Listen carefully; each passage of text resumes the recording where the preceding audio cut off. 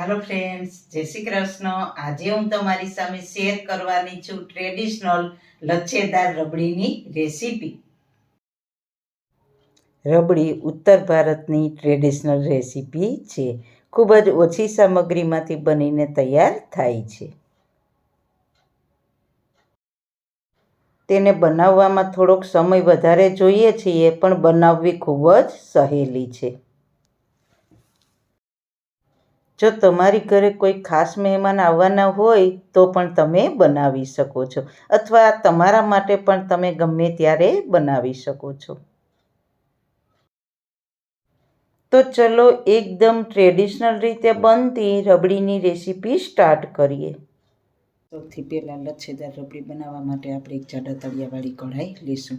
તેમાં આપણે પહેલાં 2 ચમચી પાણી નાખીશું, એટલે દૂધ તળિયે ના બેસે।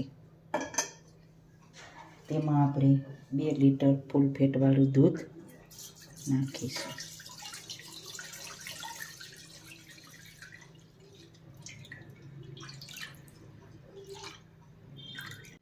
જો તમારે ગાયના દૂધની રબડી બનાવવી હોય તો પણ તમે બનાવી શકો છો, તો તેને થોડુંક વધારે ઉકાળવાનું।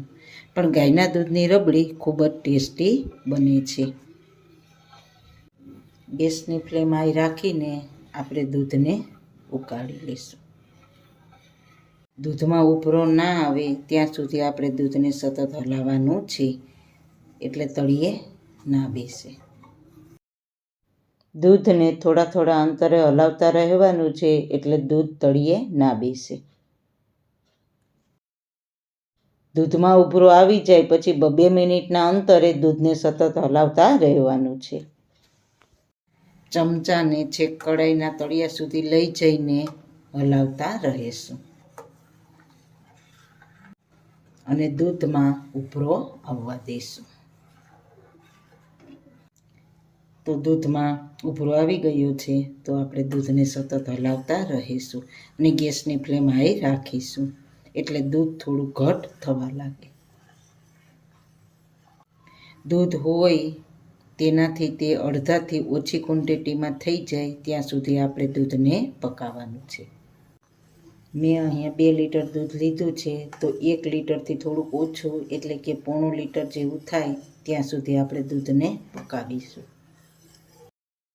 તો આપણે ખાસ ધ્યાન રાખવાનું છે કે 1-2 મિનિટે તેને હલાવતા રહેવાનું છે, એટલે તે તળિયે ના બેસે। દૂધ આપણું ઘટ થઈ ગયું છે, તો દૂધ ઉપર જે મલાઈ થઈ છે તેને કિનારી ઉપર જમાવી દઈએ।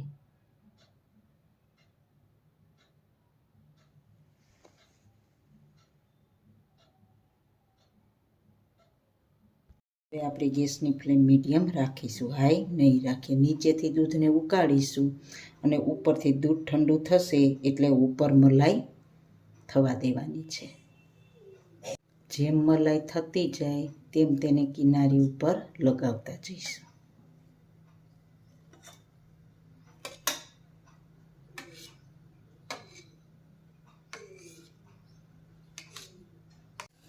અને રબડીને નીચે હલાવતા રહીશું। તો થોડું દૂધ રહ્યું છે, તો હજી આપણે તેને પકાવીશું।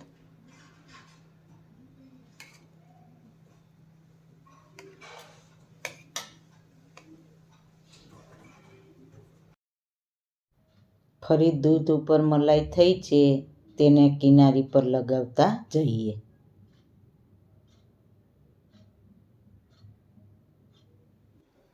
દૂધ આપણું ઘણું ઘટ થઈ ગયું છે, તો તેમાં આપણે ચપટી ઇલાયચી પાવડર ઉમેરીને સારી રીતના મિક્સ કરી લઈએ।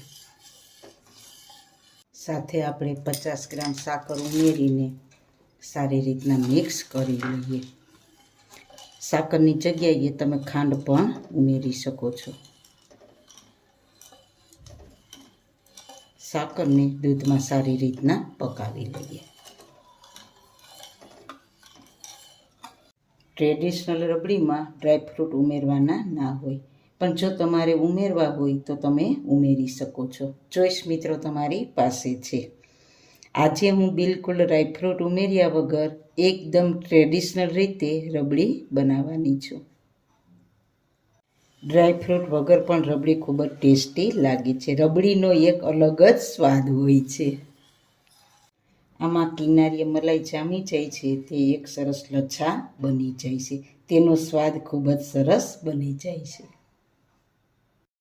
જો તમને મારી રેસીપી ગમતી હોય ને હજુ સુધી ચેનલને સબસ્ક્રાઈબ ન કરી હોય તો પ્લીઝ સબસ્ક્રાઈબ કરજો ને બાજુમાં આપેલ ઘંટડી દબાવજો એટલે નવી નવી રેસીપીના નોટિફિકેશન મળતા રહે. સાકર દૂધમાં સારી રીતના મિક્સ થઈ ગઈ છે તો ગેસની ફ્લેમ આપણે બંધ કરી દઈશું ને હવે રબડીને ઠંડી થવા દઈશું. અને કિનારી ઉપર મલાઈ જામી છે તેને મિક્સ કરી દઈશું.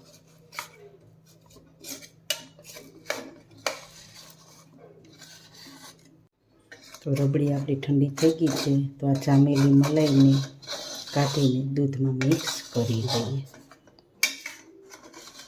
તો તમે જોઈ શકો છો આ લાંબા લાંબા લચ્છા સરસ રબડીમાં બન્યા છે. તો લચ્છાને રબડીમાં સારી રીતના મિક્સ કરી દઈએ.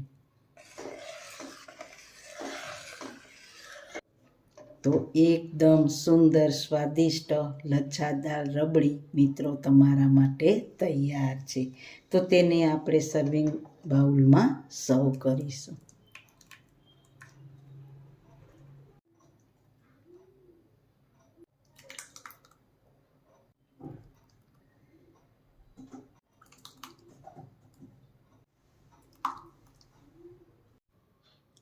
બહુ જ સુંદર લચ્છેદાર રબડી બની. તેનો સ્વાદ લાજવાબ છે.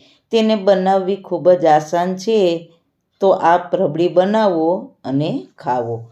તો સારું ખાઓ, ખુશ રહો. આવી સરસ રેસીપી જોવા માટે તમારો ખૂબ ખૂબ આભાર. મારી રેસીપીને લાઈક કરજો, શેર કરજો ને મારી ચેનલને સબસ્ક્રાઈબ કરજો. ફરી મળીશું નવી રેસીપી સાથે. જય શ્રી કૃષ્ણ.